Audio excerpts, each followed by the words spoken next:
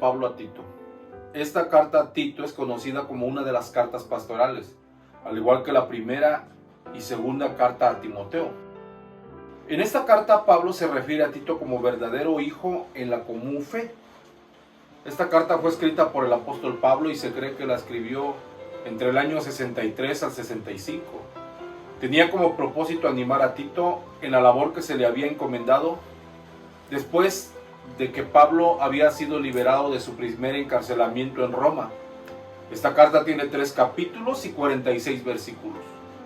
Se cree que Pablo escribió esta carta mientras estaban en Nicópolis y la dirige a Tito, el cual era un amigo íntimo de Pablo y colaborador en la obra de Dios. Tito se encontraba en la isla de Creta. Se le había asignado quedarse ahí como pastor para dirigir y organizar eclesiásticamente la iglesia. Esta carta fue enviada por Pablo a Tito en manos de Zenas y Apolos. Tito era griego y se había convertido en el ministerio de Pablo. Aunque el libro de los Hechos no nos habla de Tito, por lo que miramos en algunas cartas que el apóstol escribe, en las cuales constantemente le nombra, Tito tenía una relación ministerial muy estrecha con el apóstol Pablo. En el año 50, Tito acompañó a Bernabé y a Pablo al concilio de Jerusalén, donde se discutió de los gentiles convertidos y su relación en cuanto a la ley de Moisés. Pablo dejó a Tito en Creta. Creta era una isla en el mar Mediterráneo de unos 256 kilómetros de largo y 56 kilómetros de ancho, a casi 100 kilómetros al sureste de Grecia. Creta era el legendario lugar de nacimiento de Zeus, el cual en la mitología griega era considerado el padre de los dioses. De acuerdo a los griegos, cierto rey Minos fundó la civilización cretense. Se dice que Creta era una isla con 100 ciudades. Los cretenses tenían una reputación de ser buenos arqueros, pero lamentablemente también eran considerados como unos grandes mentirosos. De ahí que Pablo dice en el capítulo 1 y versículo 12, uno de ellos, su propio profeta, dijo: los cretenses, siempre mentirosos, malas bestias, glotones y ociosos. Como podemos mirar en los tiempos de Pablo, la vida en Creta había caído en un nivel deplorable. Era un centro de entrenamiento de soldados. Las ciudades de esta isla eran consideradas bastante peligrosas y estaban llenas de corrupción y degradación moral. Como isla tenía varios puertos estratégicos para la navegación a ciudades del mar Mediterráneo. Y esa era una de las cosas que le llamó la atención a Pablo, ya que Pablo veía esta isla como un lugar estratégico para la predicación del evangelio.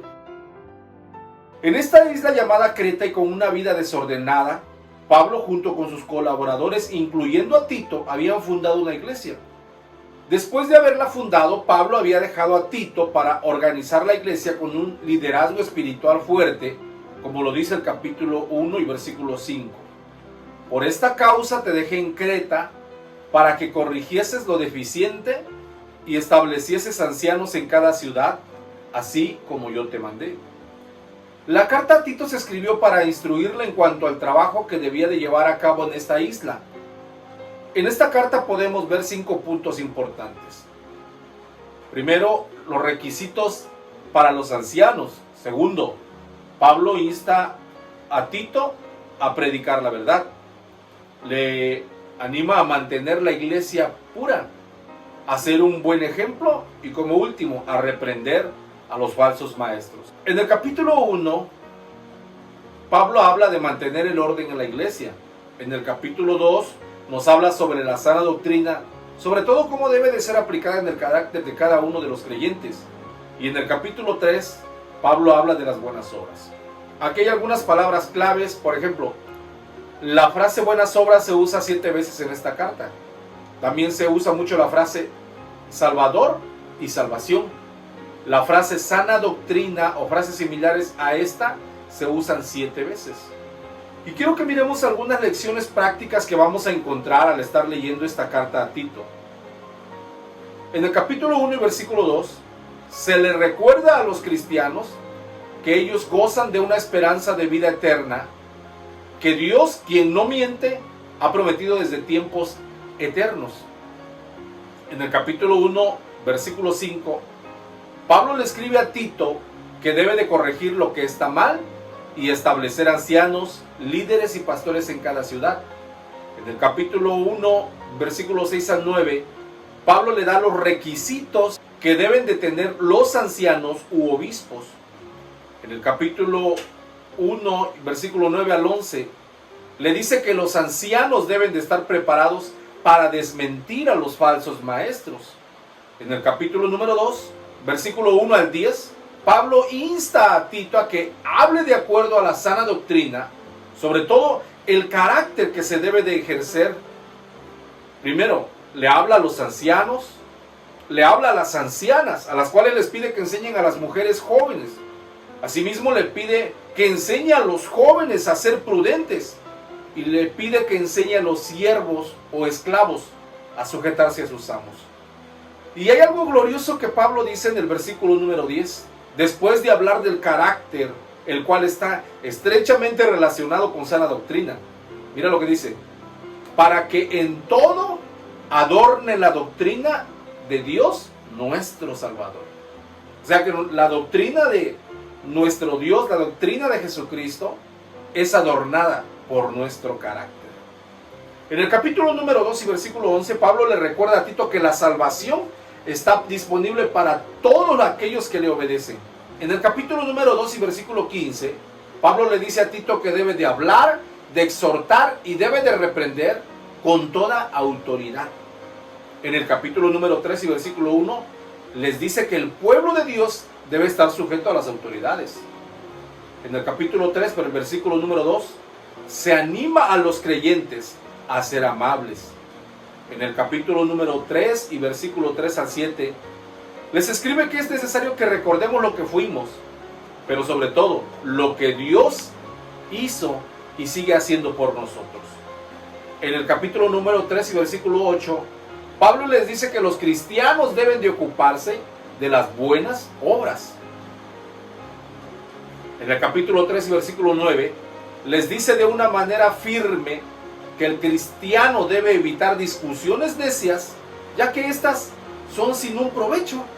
En el capítulo 3, versículo 10 y 11, encontramos aquí uno de los mandatos más firmes del apóstol en esta carta.